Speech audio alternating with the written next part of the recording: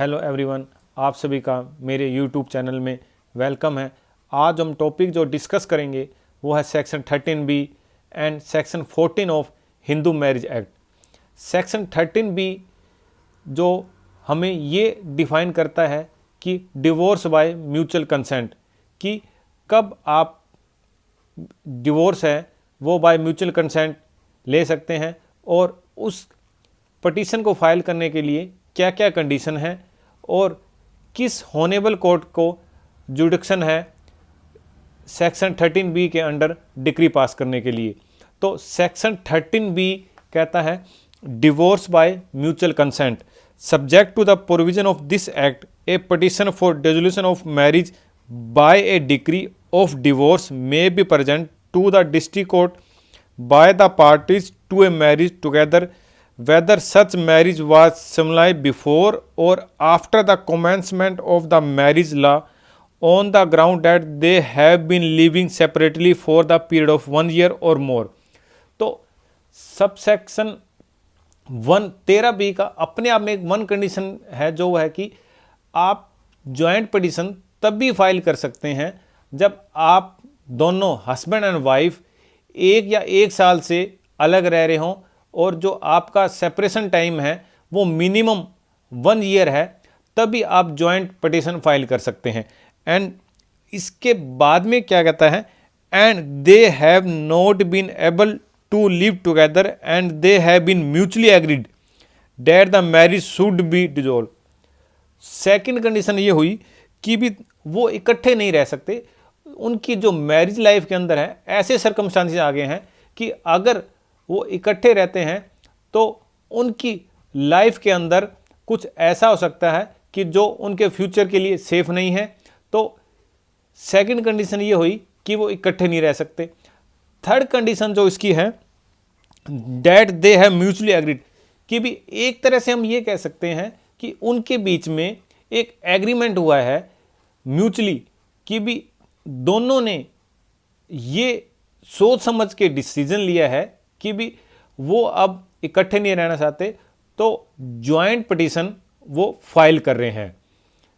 Simple सी language हम ये कहेंगे कि भी जॉइंट पिटीशन आनी चाहिए और वो इकट्ठे नहीं रह सकते। नंबर 3, जो उनका सेपरेशन टाइम है या जो उन्होंने अलग रह रहे हैं at the time of the filing the joint petition, वो 1 या 1 साल से अधिक होना चाहिए। सेक्शन 13B का जो क्लॉज 2 है वो कहता है on the motion of the both the party made not earlier than 6 month after the date of presentation of the petition refer to in subsection 1 and not larger than the 18 month after the said date. इसके अंदर ये कहता है कि जब आप joint petition file करेंगे for divorce, जिस दिन आपकी फर्स्ट मोशन रिकॉर्डेड होगी उसके बाद में जो टाइम पीरियड है नेक्स्ट है वो 6 मंथ से कम नहीं होना चाहिए। फॉर एग्जांपल, अगर आज आपने जॉइंट स्टेटमेंट रिकॉर्डेड की है फर्स्ट मोशन के लिए, तो जो नेक्स्ट मोशन होगा वो जो टाइम पीरियड होगा वो मिनिमम 6 मंथ होगा और मैक्सिमम 18 मंथ तक वो जा सकता है। ये जो टाइम पीरियड होता है ये इसलिए रखा गया है ताकि क्या पता उन दोनों की आपस में अंडरस्टैंडिंग हो जाए कि वो इकट्ठे रहने लग जाए या वो दोबारा डिसाइड करें कि भी अब हम दोबारा सही तरीके से रहेंगे, या ऐसा कोई फ्यूचर को देखते हुए वो डिसाइड करते हैं कि भी हमने जो जॉइंट पिटीशन फाइल की थी वो विड्रा करने चाहते हैं, तो होनेबल कोर्ट है उस पिटीशन को विड्रा करने की परमिशन दे सकती है। तो यहाँ ये जो 6 मंथ का टाइम है ये मिनिमम है और मैक्सिमम 18 मंथ का है। तो हम जो ये देखेंगे कि भी 18 मंथ का टाइम पीरियड जो फर्स्ट सेपरेशन 1 ईयर और 6 मंथ, उसके बाद में होनेबल कोर्ट है जो म्यूचुअल कंसेंट से जो डिवोर्स फाइलिंग की गई है उस पिटीशन को अलाउड कर देगी। तो अब ये चीज़ आई, क्या ये जो 6 मंथ है इट इज़ मैंडेटरी या डायरेक्टरी। तो इसमें होनेबल कोर्ट ने टाइम टू टाइम जजमेंट आई, उसमें से कुछ एक जजमेंट जो इम्पोर्टेंट जजमेंट है वो यहाँ मेंशन करूँगा। फर्स्ट जजमेंट है मनीष गोयल वर्सेस रोहिणी गोयल 2010 के अंदर, और अमनदीप सिंह वर्सेस हरवीन कौर 2017 के अंदर। इन दोनों जजमेंट के अंदर सुप्रीम कोर्ट ने कहा कि अगर कोर्ट को ऐसा लगे कि भी उन दोनों के बीच में सब कुछ चीज़ें जो फ्यूचर के लिए सेटलमेंट हो गई है, लाइक चिल्ड्रन के लिए, आपके मेंटेनेंस के लिए और अदर चीज़ें जो भी है, फॉर एग्जांपल क्रिमिनल केसेज हैं या आपके जो सिविल लिटिगेशन जो चल रही हैं वो सब सेटल हो गए हैं, तो हॉनेबल कोर्ट उस 6 मंथ को वेव कर सकता है। अगर कोर्ट को ऐसा लगे कि भी ये बेटर है इनका 6 मंथ टाइम पीरियड वेव करना, और फ्यूचर को देखते हुए उस 6 मंथ को वेव कर सकती है। अब कई बार ऐसा होता है कि हम देखते हैं जो सेक्शन 13 के अंदर बी के अंदर जो कंडीशन है 1 ईयर सेपरेशन की, क्या उस पे सेक्शन 14 अप्लाई होता है या नहीं होता है। सेक्शन 14 कहता है कि क्लोज 1 जो कहता है कि भी कोई भी डिवोर्स पटिशन है वो within 1 year from the date of marriage नहीं फाइल हो सकती, और कोई भी कोर्ट कंपिटेंट नहीं है उस पटिशन को सुनने के लिए। यानी कि हम ये कह सकते हैं, आप जिस दिन आपकी शादी हुई है और उसके बाद 1 ईयर से पहले आप डिवोर्स पटिशन फाइल नहीं कर सकते। अगर आप फाइल करेंगे तो कोर्ट आपको ये डायरेक्शन देगी कि भी आप ये अपनी पटिशन विड्रा कीजिए, क्योंकि आप 1 साल के अंदर पटिशन फाइल नहीं कर सकते। लेकिन इसका प्रोवाइजो ये कहता है कि अगर ऑन द एप्लीकेशन पटिशनर या रिस्पोंडेंट ये शो करे, ये प्रूफ करे कि भी ऐसा हमारी लाइफ में है या कुछ ऐसा चल रहा है कि भी हम इकट्ठे नहीं रह सकते, तो उस ग्राउंड के ऊपर वो पटिशन को अलाउड कर सकती है विद इन 1 ईयर फाइल करने के लिए। लेकिन उसकी जो दो कंडीशन है उसके लिए मैं प्रोवाइजो पढ़ाऊँगा।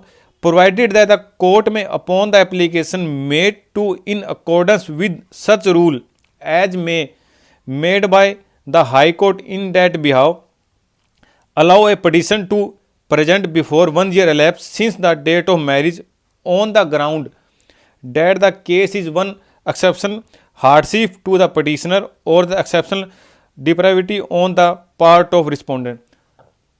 यहाँ पे जो 2 चीज़ें मेंशन की गई हैं, hardship to the petitioner and depravity on the part of respondent, कि पटिशनर का रिस्पोंडेंट के साथ रहना बहुत ज़्यादा मुश्किल है, उसकी लाइफ को सेफ नहीं है, और रिस्पोंडेंट का जो कंडक्ट है वो ठीक नहीं है टूवर्ड्स द पटिशनर। तो इस स्टेज के ऊपर एप्लीकेशन अलाउड कर सकती है।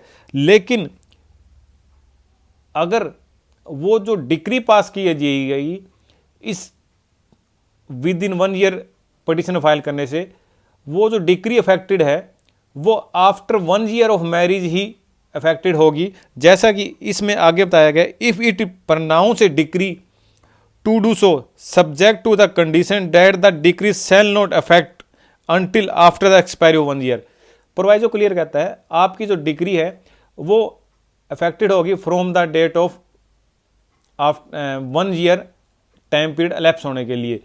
तो इसके अंदर क्लियर किया गया है कि भी पटिशन फाइल नहीं हो सकती। अब हम वापस आते हैं कि क्या 13B के ऊपर ये सेक्शन अप्लाई होता है। तो इसके ऊपर ऑनरेबल सुप्रीम कोर्ट ने क्लियर जजमेंट दी विशाल कुशावा वर्सेस रजनी 2022 के अंदर, और अमित कुमार वर्सेस सुमन मैनुअल 2021 के अंदर। ऑनरेबल सुप्रीम कोर्ट ने क्लियर कहा कि 13B के अंदर जो कंडीशन है वो आपको फुलफिल करनी पड़ेगी। सेक्शन 14 के अंदर 13B के लिए ऐसा कोई प्रोवाइजो नहीं है जो 1 ईयर टाइम पीरियड को लैप्स करता हो या विद इन 1 ईयर आप पटिशन फाइल कर सकते हो।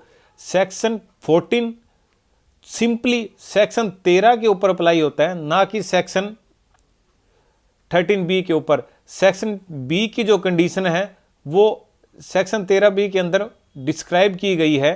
तो इस तरह इन दो जजमेंट के अंदर ऑनरेबल सुप्रीम कोर्ट ने क्लियर मेंशन किया कि 13B और 14 का आपस में कोई रिलेशन नहीं है, both the section are separate, और 14B 13B के ऊपर किसी तरह से अप्लाई नहीं होगा। तो हम ये क्लियर कह सकते हैं कि सेक्शन 14 के अंदर आप ये प्ली नहीं ले सकते कि भी 13B के अंदर जो टाइम पीरियड 1 ईयर सेपरेशन है या विद इन 1 ईयर के अंदर हम फाइलिंग कर सकते हैं, ऐसा नहीं है। तो ये जो जजमेंटें हैं मैं डिस्क्राइब कर दूंगा डिस्क्रिप्शन में, वहाँ पे आप जाके इनको देख सकते हैं। तो आज का जो हमारा टॉपिक था सेक्शन 13B एंड सेक्शन 14 था जो हमने डिस्क्राइब किया। आप सभी से मेरी रिक्वेस्ट है कि चैनल को सब्सक्राइब करो ताकि जब भी नेक्स्ट वीडियो आए तो आपको नोटिफिकेशन आ जाए और आप उनको देख पाएँ। थैंक यू, एंड जल्दी हम भी नेक्स्ट वीडियो के अंदर हम नेक्स्ट टॉपिक डिस्कस करेंगे। Thank you.